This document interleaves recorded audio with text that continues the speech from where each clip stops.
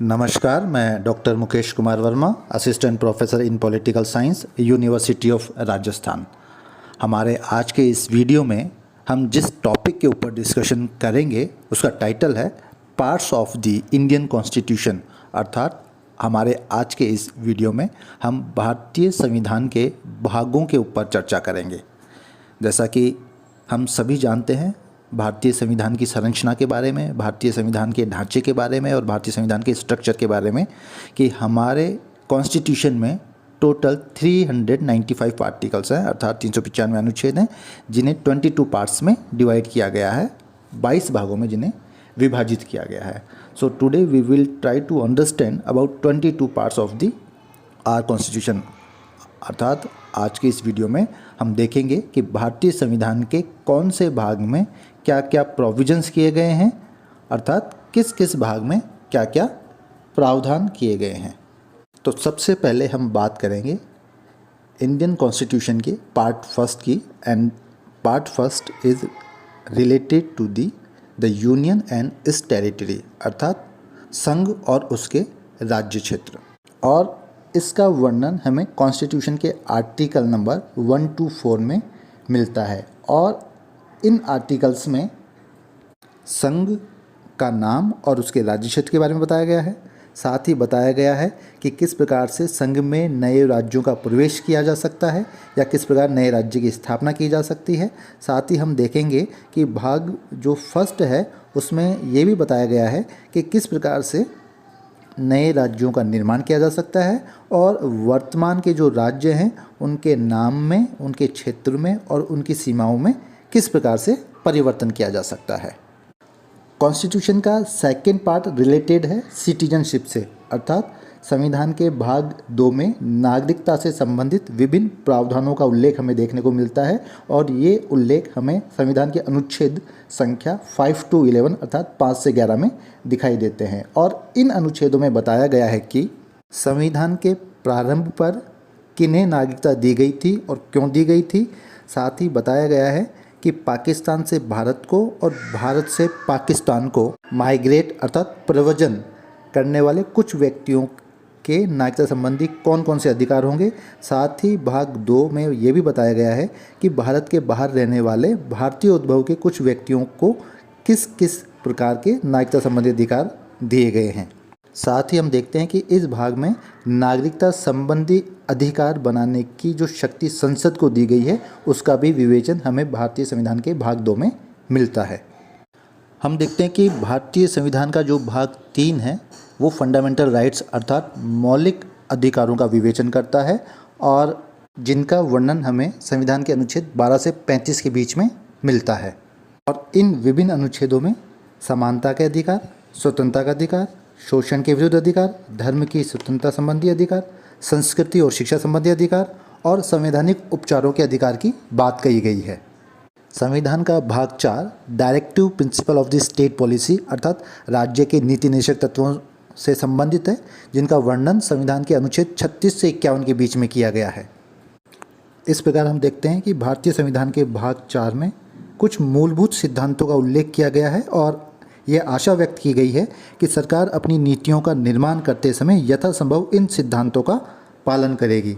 सामूहिक रूप से हम कह सकते हैं कि इन आधारभूत सिद्धांतों का जो उद्देश्य है वो भारत को एक लोक कल्याणकारी राज्य की स्थापना करना है, जिसके अंतर्गत नागरिकों को आजीविका के पर्याप्त साधन उपलब्ध कराना, जीवन स्तर में सुधार करना, जन स्वास्थ्य में सुधार करना, निःशुल्क शिक्षा और अनिवार्य शिक्षा उपलब्ध करवाना और संसाधनों के समान वितरण को सुनिश्चित करना आदि शामिल हैं। तो इस प्रकार हम देखते हैं कि जो नीति निर्देशक तत्व हैं उनका मुख्य जो उद्देश्य है वो है राजनीतिक लोकतंत्र के साथ साथ आर्थिक और सामाजिक लोकतंत्र की स्थापना करना। तो इस प्रकार हम देखते हैं भारतीय संविधान के भाग 4 में उन नीति निर्देशक तत्वों की व्याख्या की गई है जिनका उद्देश्य भारत को एक लोक कल्याणकारी राज्य बनाना है। देखिए, भारतीय संविधान का नेक्स्ट भाग है भाग 4 कै, जो कि फंडामेंटल ड्यूटीज़ अर्थात मौलिक कर्तव्यों से रिलेटेड है। आपको पता होना चाहिए कि भाग 4 कै जो है वो मूल भारतीय संविधान में नहीं था और इस भाग को 42वें संविधान संशोधन द्वारा 1976 में ऐड ऑन किया गया था, अर्थात जोड़ा गया था। हम देखते हैं कि प्रत्येक देश की, प्रत्येक राष्ट्र की ये जिम्मेदारी होती है कि वह अपने नागरिकों को कुछ मौलिक अधिकार प्रदान करें और उनके हितों को पूरा करने हेतु नीतियाँ निर्देशित करें ताकि नागरिकों का और राज्य का विकास हो सके। तो हम देखते हैं कि वहीं दूसरी ओर नागरिकों की भी देश और राष्ट्र और राज्य के प्रति कुछ ड्यूटीज़ होती हैं, कुछ जिम्मेदारियां होती हैं, कुछ दायित्व होते हैं, कुछ कर्तव्य होते हैं ताकि राष्ट्र के विकास में नागरिक भी अपना योगदान दे सके। तो इस प्रकार हम देखते हैं भाग 4 में नागरिकों के मौलिक कर्तव्यों का वर्णन किया गया है और इन मौलिक कर्तव्यों को स्वर्ण सिंह समिति की सिफारिशों के आधार पर जोड़ा गया था, जिसमें प्रारंभ में 10 मौलिक कर्तव्यों की व्याख्या की गई थी, परंतु वर्ष 2002 में संविधान के 86वें संविधान संशोधन द्वारा अनुच्छेद 51A में 11वें मौलिक कर्तव्यों को जोड़ा गया। इन मौलिक कर्तव्यों में यदि हम बात करें तो हम देखते हैं कि भारत के नागरिकों का कर्तव्य होगा कि वो संविधान का पालन करें, उसके आदर्शों, संस्थाओं, राष्ट्रध्वज और राष्ट्रगान का आदर करें। साथ ही प्रत्येक नागरिक का कर्तव्य होगा कि वो स्वतंत्रता के लिए हमारे राष्ट्रीय आंदोलन को प्रेरित करने वाले उच्च आदर्शों को हृदय में संजोए रखें और उनका पालन करें। साथ ही भारत की संप्रभुता, एकता और अखंडता की वो रक्षा करें, देश की रक्षा करें और राष्ट्र सेवा के लिए तत्पर रहें। समरसता और भ्रातृत्व की भावना का विकास करें, स्त्रियों का सम्मान करें, हमारी जो समन्वित गौरवशाली परंपरा है उसका हम महत्व समझें, उसका अनुरक्षण करें, प्राकृतिक पर्यावरण की हम रक्षा करें, वैज्ञानिक दृष्टिकोण को अपनाएं आदि। तो इस प्रकार हम देखते हैं कि भारतीय संविधान का जो भाग 4 है वो नागरिकों के मौलिक कर्तव्यों की व्याख्या करता है भारतीय संविधान के अनुच्छेद 51A में। अब हम बात करेंगे भारतीय संविधान के भाग 5 की, जो कि द यूनियन अर्थात संघ से संबंधित है। दूसरे शब्दों में हम कहें तो कह सकते हैं कि जिस प्रकार से संविधान के संपूर्ण 22 भागों में संघ और उसके राज्य क्षेत्रों का विस्तार के साथ वर्णन किया गया है या विवेचन किया गया है, अर्थात हम देखते हैं कि 22 भागों में भारतीय संविधान का वर्णन है, तो ठीक उसी प्रकार से भाग 5 संघ का अर्थात केंद्र का या कहें कि संघ सरकार या केंद्र सरकार का वर्णन हमें मिलता है। तो इन शॉर्ट हम कह सकते हैं कि जो भाग 5 है वो संघ का संविधान है और इस भाग में संघ की कार्यपालिका अर्थात राष्ट्रपति, उपराष्ट्रपति, प्रधानमंत्री, मंत्रिपरिषद, मंत्रियों के बारे में उपबंध, कैबिनेट मंत्री, राज्य मंत्री, उपमंत्री और महान्यायवादी का वर्णन मिलता है और संघ की व्यवस्थापिका के रूप में संसद अर्थात राष्ट्रपति, राज्यसभा, लोकसभा, संसद के अधिकारी और उनके कार्य एवं उनकी शक्तियाँ, राज्यसभा के सभापति, उपसभापति, लोकसभा अध्यक्ष, उपाध्यक्ष तथा संसद सदस्यों की शक्तियाँ, उनके विशेषाधिकार, उनकी उन्मुक्तियाँ और वेतन भत्तों की जानकारी हमें मिलती है। और संघ की न्यायपालिका की हम बात करें तो सर्वोच्च न्यायालय की स्थापना, उसका गठन, उसकी नियुक्तियाँ, उसकी शक्तियाँ, साथ ही नियंत्रक और महालेखा परीक्षक के बारे में हमें जानकारी मिलती है। तो इस प्रकार हम देखते हैं कि भारतीय संविधान का जो भाग 5 है उसमें संघ से संबंधित सभी जानकारियाँ हमें प्रदान की गई है। भाग 6 द स्टेट्स अर्थात राज्य से संबंधित है और जो भारतीय संविधान के अनुच्छेद 152 से अनुच्छेद 237 के बीच में वर्णित है। अर्थात जिस प्रकार संविधान का भाग 5 में संघ सरकार अर्थात केंद्र सरकार का वर्णन मिलता है और भाग 5 को हम संघ का संविधान कहते हैं, ठीक उसी प्रकार से भाग जो 6 है वो राज्य सरकार का वर्णन करता है और भाग 6 को हम राज्यों का संविधान भी कह सकते हैं। अर्थात हम देखते हैं कि जो भारतीय संविधान का भाग 6 है उसमें राज्यों की कार्यपालिका अर्थात राज्यपाल, उसकी नियुक्ति, उसकी शक्तियाँ, उसके कार्य, साथ ही मुख्यमंत्री, मंत्रिपरिषद और राज्य के महाधिवक्ता के बारे में हमें वर्णन मिलता है। और राज्य की व्यवस्थापिका के संदर्भ में हम देखें तो विधानमंडल अर्थात राज्यपाल, विधानसभा, विधान परिषद, विधान परिषदों का उत्साधन और उनका सर्जन, विधानसभा की संरचना, विधानसभा के कार्य और विधानमंडल के सदस्यों, अधिकारियों की शक्तियाँ, विशेषाधिकार, उनकी उन्मुक्तियाँ, विधायी प्रक्रिया तथा राज्यों की न्यायपालिका अर्थात राज्यों में उच्च न्यायालयों का गठन, उनकी नियुक्तियाँ, उनकी शक्तियाँ और अधीनस्थ न्यायालयों के गठन के बारे में हमें जानकारी मिलती है। इस प्रकार हम देखते हैं कि भारतीय संविधान का जो भाग 6 है जो कि अनुच्छेद 152 से 237 के बीच में है, राज्यों की व्यवस्थापिका, राज्यों की कार्यपालिका और राज्यों की न्यायपालिका का वर्णन हमें इनमें मिलता है। भाग 7 की यदि हम बात करें तो हम देखते हैं कि भाग 7 जो कि अनुच्छेद 238 में था, जिसे अब रिपील्ड कर दिया गया है, डिलीट कर दिया गया है, निरसित कर दिया गया है। आप देखेंगे कि भारतीय संविधान के भाग 7 अर्थात अनुच्छेद 238 में राज्यों को कैटेगराइज किया गया था, अलग अर्थात अलग अलग श्रेणियों में बांटा गया था, जैसे ग्रुप ए श्रेणी के राज्य, ग्रुप बी श्रेणी के राज्य, ग्रुप सी श्रेणी के राज्य। परंतु देश के एकीकरण होने के बाद में इन कैटेगराइज स्टेट्स की अर्थात श्रेणी में विभक्त राज्यों की कोई इम्पोर्टेंस नहीं रही, कोई महत्व नहीं रहा। इसलिए संविधान के भाग 7 को 7वें संविधान संशोधन 1956 के द्वारा समाप्त कर दिया गया। अब हम बात करेंगे भारतीय संविधान के भाग 8 की, जो कि यूनियन टेरिटरीज अर्थात संघ राज्य क्षेत्र या केंद्र शासित प्रदेशों से संबंधित है, और जिसका वर्णन भारतीय संविधान के अनुच्छेद 239 से 242 के बीच में किया गया है। देखिए, केंद्र शासित जो प्रदेश होते हैं वो भारत के संघीय प्रशासनिक ढांचे की एक उपराष्ट्रीय प्रशासनिक इकाई के रूप में काम करती है। और हम जानते हैं कि भारत के राज्यों की अपनी चुनी हुई सरकारें होती है, लेकिन जो केंद्र शासित प्रदेश होते हैं उनमें सीधे सीधे भारतीय सरकार अर्थात केंद्र सरकार का शासन होता है। और भारत का राष्ट्रपति प्रत्येक केंद्र शासित प्रदेश का एक सरकारी प्रशासक होता है। सरकारी प्रशासक या हम कहें उपराज्यपाल को नामित करता है। भारत में जो केंद्र शासित प्रदेश हैं उसमें हम बात करते हैं दिल्ली की, दमन दीव की, लक्षद्वीप की, पांडिचेरी की, दादर नागर हवेली की, अंडमान निकोबार और चंडीगढ़ की। देखिए, दिल्ली और पांडिचेरी को आंशिक राज्य का दर्जा दे दिया गया है और दोनों की अपनी चयनित विधानसभा, मंत्रिमंडल और कार्यपालिका है, लेकिन उनकी शक्तियां सीमित हैं और उनके कुछ कानून भारत के राष्ट्रपति के विचार और स्वीकृति मिलने पर ही लागू होते हैं। तो हम देखते हैं कि भारतीय संविधान का जो भाग 8 है इसमें संघ राज्य क्षेत्रों अर्थात केंद्र शासित प्रदेशों का प्रशासन, स्थानीय विधायी मंडलों या मंत्री परिषदों या दोनों का सर्जन, दिल्ली के संबंध में विशेष उपबंध, कुछ राज्यों के लिए विनियम बनाने की राष्ट्रपति की शक्ति, राष्ट्रपति के अध्यादेश जारी करने की शक्ति, संघ राज्य क्षेत्रों के लिए उच्च न्यायालयों आदि का प्रावधान किया गया है। तो संक्षेप में हम कह सकते हैं कि भारतीय संविधान के भाग 8 में संघ राज्य क्षेत्रों की व्यवस्थापिका, संघ राज्य क्षेत्रों की कार्यपालिका और संघ राज्य क्षेत्रों की न्यायपालिका का वर्णन किया गया है। संविधान का भाग 9 पंचायतों की बात करता है और हम देखते हैं कि इससे संबंधित जो अनुच्छेद है वो है अनुच्छेद 243। तो हम देखेंगे कि विशेष रूप से 243 कैसे लेकर 243 अण तक पंचायतों की चर्चा की गई है अर्थात पंचायतों का उल्लेख किया गया है। हम जानते हैं कि भारत जो है वो एक लोकतांत्रिक देश है और हमारे देश में लोकतांत्रिक विकेंद्रीकरण के सिद्धांत को आत्मसात किया गया है, स्वीकार किया गया है। और लोकतांत्रिक विकेंद्रीकरण का तात्पर्य क्या है कि यहाँ शक्तियों का विभाजन होगा, शक्तियों का बंटवारा होगा, शक्तियों का विकेंद्रीकरण होगा।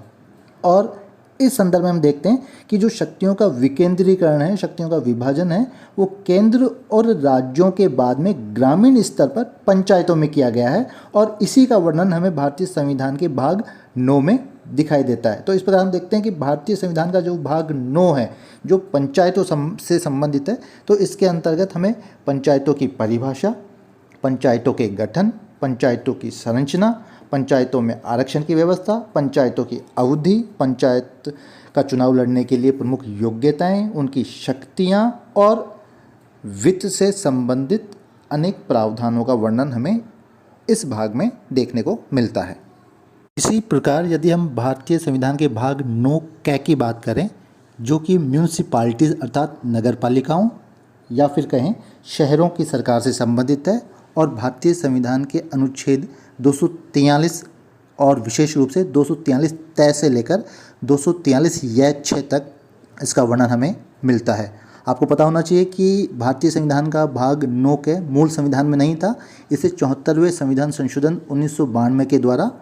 जारी किया गया था या इसमें जोड़ा गया था। तो इस प्रकार हम देखते हैं कि भारतीय संविधान का जो भाग 9 कै है इसमें हमें नगर पालिका, नगर निगम और नगर परिषदों से संबंधित विभिन्न जानकारियां हमें देखने को मिलती है। इसी प्रकार हम बात करते हैं भारतीय संविधान के भाग 9 ख की, और ये भाग 9 ख भी भारतीय संविधान में मूल रूप से नहीं था, इसे 97वें संविधान संशोधन 2011 के द्वारा जोड़ा गया था और ये भाग संबंधित है द कोऑपरेटिव सोसाइटीज़ से अर्थात सहकारी समितियों से, और इसका वर्णन हमें मिलता है भारतीय संविधान के अनुच्छेद 243 में और विशेष रूप से 243 य जैसे लेकर 243 य न तक। तो इस प्रकार हम देखते हैं कि भारतीय संविधान का भाग जो 9 है वो सहकारी समितियों से संबंधित है। अब हम बात करेंगे भारतीय संविधान के भाग 10 की, जो कि शेड्यूल्ड और ट्राइबल एरियाज अर्थात अनुसूचित जाति और जनजाति क्षेत्रों से संबंधित है, और इसका वर्णन हमें मिलता है भारतीय संविधान के अनुच्छेद 244 में। हम देखते हैं कि भारत में कुछ ऐसे एरियाज हैं, ऐसे क्षेत्र हैं जहां तुलनात्मक रूप से अनुसूचित जाति और अनुसूचित जनजाति वर्ग के लोग अधिक संख्या में रहते हैं, मतलब जहां इन लोगों की पॉपुलेशन अधिक है, और ऐसे क्षेत्रों को क्या कहा जाता है, अनुसूचित जाति और जनजाति क्षेत्र कहा जाता है। क्योंकि हम देखते हैं कि इस वर्ग के जो लोग हैं वो समाज की मुख्य धारा से बाहर हैं, और दूसरी ओर इनकी अपनी एक विशिष्ट संस्कृति है, इनका अपना विशिष्ट रहन सहन है, खान पान है, आचार विचार है, इनकी वेशभूषा है। इसलिए सरकार की मंशा ये रहती है कि इनकी विशिष्ट संस्कृति को भी बनाए रखा जा सके, और साथ ही साथ इन वर्गों का विकास करके इनको विकास की मुख्य धारा में भी लाया जा सके। इसलिए सरकार के द्वारा क्या किया जाता है, इन क्षेत्रों पर पृथक और विशिष्ट रूप से प्रशासन लागू किया जाता है, और इसी से संबंधित जो जानकारियां हैं या इसी से संबंधित जो अलग अलग प्रावधान किए गए हैं वो हमें भारतीय संविधान के भाग 10 में और अनुच्छेद 244 में देखने को मिलते हैं। संविधान का भाग 11 केंद्र और राज्य संबंधों की बात करता है, अर्थात relations between the union and the states, और इनका वर्णन हमें मिलता है भारतीय संविधान के अनुच्छेद 245 से लेकर 263 के बीच में। हम देखते हैं कि संविधान के इस भाग में केंद्र और राज्यों के बीच 3 प्रकार के संबंधों की, अर्थात विधायी संबंध, वित्तीय संबंध और प्रशासनिक संबंधों का विवेचन हमें मिलता है। विधायी संबंध मतलब केंद्र और राज्य किन किन विषयों पर कानून बनाएंगे, जिसका वर्णन हम संघ सूची, राज्य सूची, समवर्ती सूची में दिए गए विषयों के आधार पर करते हैं। इसी प्रकार यदि हम वित्तीय संबंधों की हम बात करें तो इसका तात्पर्य है कि केंद्र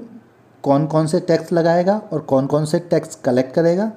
इसी प्रकार राज्य कौन कौन से टैक्स लगाएगा और राज्य कौन कौन से टैक्स कलेक्ट करेगा। और केंद्र और राज्यों के बीच प्रशासनिक संबंधों की हम बात करें तो इसमें बताया गया है कि केंद्र किन किन परिस्थितियों में राज्यों के प्रशासन में इंटरफेरेंस कर सकता है, दखल कर सकता है या हस्तक्षेप कर सकता है। तो इस प्रकार हम देखते हैं कि भारतीय संविधान का जो भाग 11 है वो केंद्र और राज्यों के बीच विधायी संबंधों की बात करता है,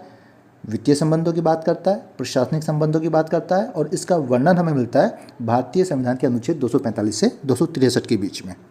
संविधान का भाग 12 फाइनेंस, प्रॉपर्टी, कॉन्ट्रैक्ट और सूट्स अर्थात वित्त, संपत्ति, संविदाएं और वाद से संबंधित है, और इनका वर्णन हमें मिलता है भारतीय संविधान के अनुच्छेद 264 से लेकर 300 क तक के में। अर्थात संविधान के इस भाग में हमें संचित निधि, आकस्मिक निधि, लोक लेखा निधि, करों के अधिरोपण, संपत्ति का कानूनी अधिकार, केंद्र और राज्य के बीच में वित्त को लेकर संधि, समझौते और संविदाएं, तथा केंद्र और राज्य में यदि वित्त को लेकर किसी प्रकार का डिस्प्यूट या वाद विवाद होता है तो उससे संबंधित कार्रवाइयों का वर्णन भी हमें भारतीय संविधान के भाग 12 में मिलता है, जो कि वित्त से संबंधित है, संपत्ति से संबंधित है, संविदाओं से संबंधित है और वाद से संबंधित है, और इनका वर्णन हमें भारतीय संविधान के अनुच्छेद 264 से लेकर 300 क तक के बीच में मिलता है।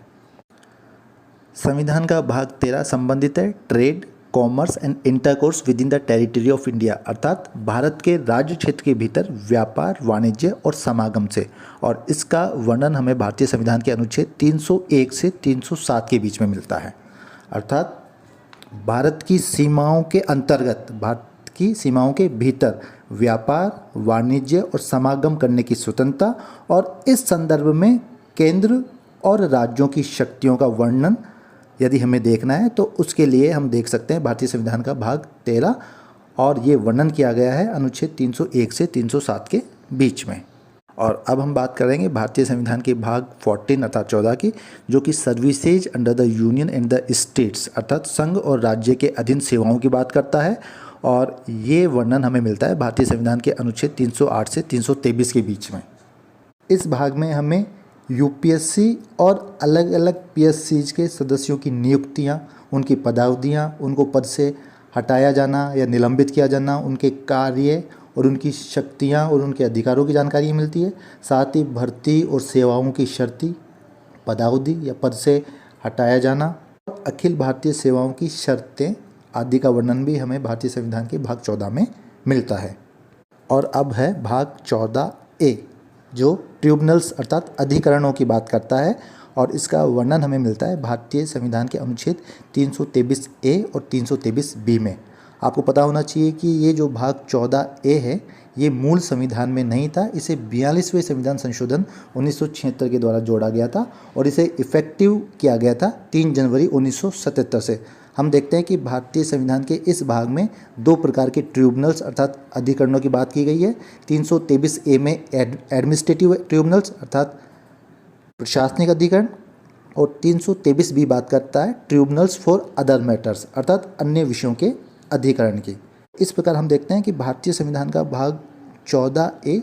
ट्रिब्यूनल्स अर्थात अधिकरणों की बात करता है और जिसका वर्णन हमें भारतीय संविधान के अनुच्छेद 323A और 323B में मिलता है। संविधान का भाग 15 जो कि इलेक्शंस अर्थात निर्वाचन से संबंधित है और जिसका वर्णन हमें भारतीय संविधान के अनुच्छेद 324 से 329 के बीच में मिलता है। हम देखते हैं कि भारत जो है वो एक लोकतांत्रिक राष्ट्र है और लोकतंत्र की सबसे प्रमुख विशेषता होती है स्वतंत्र और निष्पक्ष रूप से चुनाव करवाना। तो हम देखते हैं कि व्यवहारिक रूप से इस कार्य को करने के लिए एक चुनाव आयोग का प्रावधान है, इलेक्शन कमीशंस का प्रोविज़न है, और इससे संबंधित जो अलग अलग प्रोविजंस है, प्रावधान है, उन्हीं का वर्णन भारतीय संविधान के भाग 15 में किया गया है। जैसे चुनाव आयोग का गठन, चुनाव आयोग की संरचना, चुनाव आयोग के कार्य, चुनाव आयोग की शक्तियाँ, और इसके अलावा भी हम देखते हैं कि वयस्क मताधिकार का प्रावधान भी हमें भारतीय संविधान के भाग 15 में मिलता है। भाग 16 संबंधित है special provisions for certain classes से अर्थात कुछ वर्गों के लिए विशेष उपबंधों से संबंधित भारतीय संविधान का भाग 16 है, जिसका वर्णन हमें भारतीय संविधान के अनुच्छेद 330 से 342 के बीच मिलता है। और यहाँ कुछ वर्गों से संबंधित है अनुसूचित जाति अर्थात एससीज, अनुसूचित जनजाति अर्थात एसटीज, और एंग्लो इंडियन कम्युनिटी अर्थात आंग्ल भारतीय समुदाय। जैसे हम देखते हैं कि अनुच्छेद 330 में लोकसभा में अनुसूचित जाति और जनजाति को आरक्षण प्रदान किया गया है, और अनुच्छेद 331 में लोकसभा में एंग्लो इंडियंस को प्रतिनिधित्व दिया गया है। इसी प्रकार राज्यों की विधानसभा में अनुसूचित जाति और जनजाति को आरक्षण दिया गया है और राज्यों की विधानसभाओं में एंग्लो इंडियंस को प्रतिनिधित्व दिया गया है। और इसके अलावा भी हम देखते हैं कि भारतीय संविधान के इस भाग में अनुसूचित जाति और जनजाति की परिभाषा, अनुसूचित जाति आयोग, अनुसूचित जनजाति आयोग और अन्य पिछड़ा वर्ग आयोग की भी बात भारतीय संविधान के भाग 16 में की गई है, और इसका वर्णन हमें मिलता है भारतीय संविधान के अनुच्छेद 330 से 342 के बीच। भारतीय संविधान का भाग 17 संबंधित है ऑफिशियल लैंग्वेज अर्थात राजभाषा से, और जिसका वर्णन हमें मिलता है भारतीय संविधान के अनुच्छेद 343 से 351 के बीच में। अर्थात भारतीय संविधान के इस भाग में बताया गया है कि भारत की जो ऑफिशियल लैंग्वेज है अर्थात जो राजभाषा है वो हिंदी है और उसकी जो लिपि है वो देवनागरी है। साथ ही हम देखते हैं कि भारतीय संविधान के इस भाग में ये भी बताया गया है कि किन किन परिस्थितियों में अंग्रेजी को और अन्य क्षेत्रीय भाषाओं का प्रयोग किया जा सकता है। तो इस प्रकार हम देखते हैं कि संविधान के इस भाग में हिंदी के अलावा अन्य मान्यता प्राप्त भाषाओं के बारे में भी बताया गया है। जैसा कि हमें विदित है कि वर्तमान में 22 ऐसी भाषाएं हैं जिन्हें संविधान द्वारा मान्यताएं प्रदान की गई है। तो इस प्रकार हम देखते हैं कि भारतीय संविधान के इस भाग में ऑफिशियल लैंग्वेज अर्थात राजभाषा के बारे में बताया गया है। भाग 18 इमरजेंसी प्रोविजंस अर्थात आपातकाल से संबंधित है, और जिसका वर्णन हमें भारतीय संविधान के अनुच्छेद 352 से 360 के बीच में मिलता है। अर्थात भारतीय संविधान के भाग 18 में आपातकालीन उपबंधों का प्रावधान किया गया है, और हम देखते हैं कि संविधान में 3 प्रकार के आपातकाल की बात कही गई है। 352 में युद्ध, बाह्य आक्रमण और सशस्त्र विद्रोह की स्थिति में उत्पन्न आपातकाल। 356 में हम देखते हैं राज्यों में संवैधानिक तंत्र की विफलता पर उत्पन्न आपात, जिसे राष्ट्रपति शासन भी कहा जाता है, और अनुच्छेद 360 में वित्तीय आपातकाल की बात कही गई है। तो इस प्रकार हम देखते हैं कि भारतीय संविधान का जो भाग 18 है वो 3 प्रकार के आपातकाल की बात करता है, और जिनका वर्णन भारतीय संविधान के अनुच्छेद 352 से 360 के बीच में किया गया है। भाग 19 मिसलेनियस अर्थात प्रकीर्ण अर्थात अन्य विविध मामलों की बात करता है, और भारतीय संविधान के अनुच्छेद 361 से 367 के बीच में इसका वर्णन हमें मिलता है, जिसमें राष्ट्रपति, राज्यपालों, राज्य प्रमुखों का संरक्षण, अधिकार और विशेषाधिकारों का वर्णन किया गया है। संविधान का भाग 20 अमेंडमेंट ऑफ द कॉन्स्टिट्यूशन अर्थात संविधान संशोधन से संबंधित है और जिसका वर्णन संविधान के अनुच्छेद 368 में दिया गया है। इस भाग में हम देखते हैं कि संविधान संशोधन की प्रक्रिया का वर्णन किया गया है। यद्यपि हम जानते हैं कि हमारे देश के संविधान की रचना में तत्कालीन समय के लगभग सभी योग्य राजनीतिज्ञों, अर्थशास्त्रियों, बुद्धिजीवियों, वकीलों आदि ने भाग लिया था और इसलिए इसमें प्राय सभी क्षेत्रों के कल्याण की भावना भी निहित है। फिर भी संविधान निर्माताओं को इस बात का एहसास था, इस बात का आभास था कि भविष्य में देश, राष्ट्र और समाज की परिस्थितियों में समयानुकूल बदलाव आने पर संविधान में संशोधन की आवश्यकता पड़ सकती है और इसीलिए संविधान निर्माताओं के द्वारा संविधान में संविधान संशोधन का प्रावधान किया गया था। तो इस प्रकार हम देखते हैं कि भारतीय संविधान का जो भाग 20 है वो संविधान संशोधन से संबंधित है और इस संदर्भ में हमारे संविधान निर्माताओं ने कठोरता और लचीलेपन का समन्वय करते हुए संविधान संशोधन की प्रक्रिया को आत्मसात किया था। और हम देखते हैं कि हमारे संविधान अनुच्छेद 368 में 2 प्रकार की प्रक्रियाओं का उल्लेख किया गया है, लेकिन संविधान में संशोधन की एक अन्य प्रक्रिया भी है जिसका उल्लेख अनुच्छेद 368 में नहीं किया गया है। तो इस प्रकार हम देखते हैं कि भारतीय संविधान में प्राय संशोधन 3 प्रकार से हो सकता है और ये 3 प्रकार कौन कौन से हैं। नंबर 1, संसद द्वारा सामान्य कानून निर्माण की प्रक्रिया के आधार पर संशोधन, संसद द्वारा विशिष्ट बहुमत द्वारा संशोधन की प्रक्रिया और नंबर 3 है संसद के विशिष्ट बहुमत और राज्य के विधानमंडलों के अनुमोदन से संशोधन की प्रक्रिया। तो इस प्रकार हम देखते हैं कि भारतीय संविधान के भाग 20 में संविधान संशोधन की प्रक्रिया का वर्णन किया गया है और जिसका उल्लेख हमें अनुच्छेद 368 में मिलता है। और भारतीय संविधान का जो भाग 21 है वो संबंधित है temporary, transitional and special provisions अर्थात अस्थायी, संक्रमणकालीन और विशेष उपबंधों से और जिसका वर्णन हमें मिलता है संविधान के अनुच्छेद 369 से 392 के बीच में। इसके अंतर्गत राज्य सूची के कुछ विषयों के संबंध में विधि बनाने की संसद की शक्ति तथा जम्मू कश्मीर, महाराष्ट्र, नागालैंड, असम, मणिपुर, आंध्र प्रदेश, सिक्किम, मिजोरम, अरुणाचल, गोवा, कर्नाटक आदि राज्यों के संबंध में किए गए अस्थायी उपबंधों के बारे में भी हमें जानकारी मिलती है। और भारतीय संविधान का अंतिम भाग है भाग 22 जो कि रिलेटेड है short title, commencement, authoritative text in Hindi and repeals अर्थात संविधान के भाग 22 में संक्षिप्त नाम, प्रारंभ, हिंदी में प्राधिकृत पाठ और निरसन की बात की गई है और इसका वर्णन हमें मिलता है भारतीय संविधान के अनुच्छेद 393 से 395 के बीच में। अर्थात भारतीय संविधान के भाग 22 में भारत के संविधान का संक्षिप्त नाम अर्थात भारत के संविधान का संक्षिप्त नाम क्या होगा? भारत का संविधान होगा और इस संविधान के प्रारंभ की तिथि अर्थात इस अनुच्छेद में बताया गया है कि यह अनुच्छेद अर्थात अनुच्छेद 394 और अनुच्छेद 5, 6, 7, 8, 9, 60, 324, 366, 367, 379, 380, 388, 391, 392 और 393 जो हैं वो तुरंत लागू होंगे और इस संविधान के जो शेष उपबंध हैं वो 26 जनवरी 1950 से लागू होंगे। और हिंदी में प्राधिकृत पाठ अर्थात इस संविधान के हिंदी भाषा के उस अनुवाद को स्वीकार किया गया है जिस पर संविधान सभा के सदस्यों ने हस्ताक्षर किए थे। और साथ ही निरसन अर्थात भारतीय स्वतंत्रता अधिनियम 1947 और भारतीय शासन अधिनियम 1935 का निरसन भी किए जाने का प्रावधान संविधान के इस भाग में हमें मिलता है। इस प्रकार हम देखते हैं कि भारतीय संविधान के प्रमुख 22 भाग हैं और जिसमें भारतीय संघ, भारतीय राज्यों के शासन प्रशासन से संबंधित विभिन्न प्रावधानों का उल्लेख किया गया है। इस प्रकार आज का हमारा वीडियो यहीं समाप्त होता है। एक नए वीडियो के साथ जल्द मिलेंगे, तब तक के लिए नमस्कार।